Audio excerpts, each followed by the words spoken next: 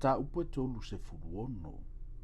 O le fe aua Sanerivi le tupu asuria ia Esekia.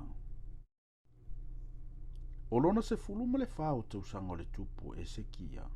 Na si ia le tau Sanerivi le tupu asuria ia ai umo yuta e no fo'olo. Mana e hai. Ua awina mai fo ia le tupu asuria mai la kisa o Ravesaki ma awetele. I Yerusalema i le tupu Esekia. Ua tu mai e la talatane i le ala vai o le vai lepa au pito alunga.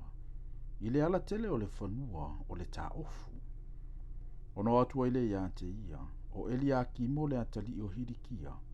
O le na pule i le ainga, ma se vena le tusi upu. Ma yo ale atali o Asafo le fatua i upu. Ona fai mai i leo Ravesaki ia te ilato.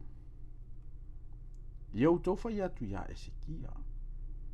O lo fa peona fetalai mai o le tupu silisili, o le tupu Asuria. Pese a lea faatua tuanga wa e faatua tua iai. Wa e fa peane a o upu faatau vaalapa. Wa yante o ele poto ma le malosi e faya i taua. O lene. Pe e te faatua tua yante ai. Wa e fo wai au. Faauta. Wa e faatua tua i le nato o to'o. Ua ngā pepe o ai kupito. Ato o to'o i aise tangata, e tuia ailo na lima i ati. E whape lawa wharau le tupu ai kupito i ate i lato umma, o e whatua tua i ate ia. Aia whai e te whape mai i ate au. Mātou te whatua tua i a Iova lo mātou watua. E leo iai lava ea, wa ave e seina ai e Esekia o ana mea mawalulunga, ma ona whatawhai taulanga, ma ua whai atu ia Iuta ma Yerusalema. Iau tau tāpua i luma o le nei whatawhai taulanga. O le nei, ina au mai ia ni mea e tuwha whaatau i lo uali i le tupu Asuria. Ona ua vatua i le ia te oe o solo whanua e luafi, pe a whai e te mawhaia oe ona ia tofu maseeti e ti ai.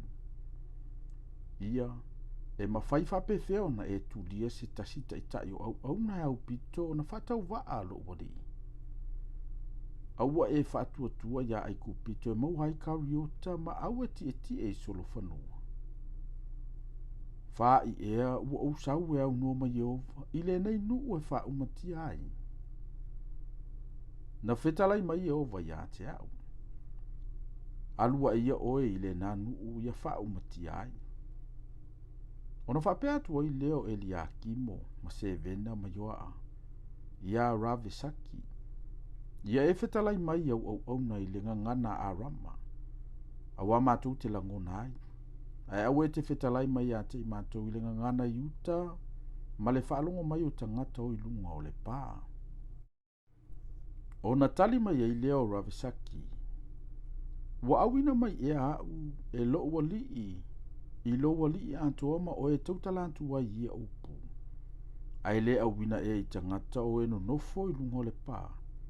Ina ia lantou tau palenga ma fe inu o lantou lava mi yanga fatasi ma outou. Ona tuma ia i leo Ravesaki. Wa alanga wa leo tele i le ngangana Iuta ua whape mai. Whaalogologo ma ia i le afionga le tupu silisili. O le tupu Asuria. O lo whapeo na whetalai mai o le tupu. Awane i o le ngia o tau e Esekia. Awana te le mawhaia o na lavea i ante o tau. Awana i whaatupuina fo i Esekia so o tau whaatuatua ia Yehova. O lo whapeane o ia. E lavea i mai lava Yehova i ante i tātou.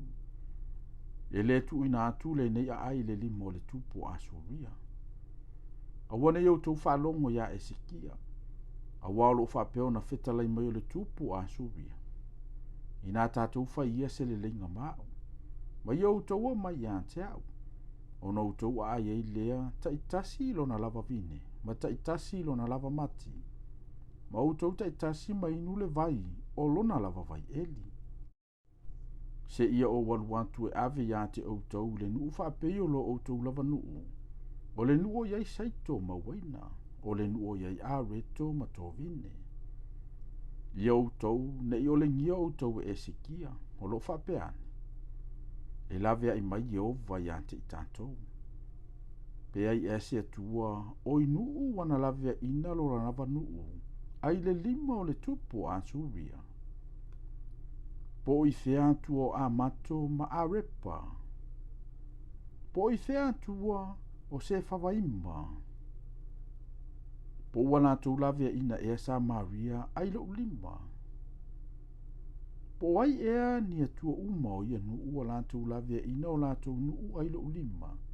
Ina ia lave ina Yerusalema Iova ai lo 5. A ua whaalolongo i latou. Po latou le tali atu se upu ia te ia. A ua sa whaapea mai le poloa inga le tupu. A wana i tali atu ia te ia. Ona o mai e leo e di akimo le antali o hilikia. Le na pule i le ainga. Ma se vena le tusi upu. Ma yo a ale antali o asa fore fatua i upu. Wo mai a Esekia. Ma o latou ofu ua sei. O latou tala mai i ante ia. O upu o ravesaki.